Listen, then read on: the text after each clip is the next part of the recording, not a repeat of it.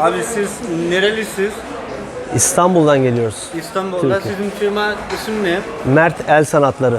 Siz ne yapıyorsunuz? Biz bu Kütahya Çinilerini bütün dünyaya tanıtıp satıyoruz. Ha, kaç senede siz burada geliyorsunuz? 10 yıldır bu fuara geliyoruz. Ha, bu senede siz memnun musunuz burada? Gerçekten bence dünyanın en iyi fuarı. Ama çok da sordum burada. Dedi ki düşündüm bu senede çok iş düşündüm burada. Siz ne diyorsunuz? Bu sene evet bu sene bu koronavirüsünden dolayı Ha, bazı müşterilerimiz gelmedi, doğru. He. Ama işte Avrupalı olsun, işte biraz daha böyle işte Kanada, İngiltere, o bölgeden insanlar geldi. Hani kötü mü? Bence çok kötü değildi.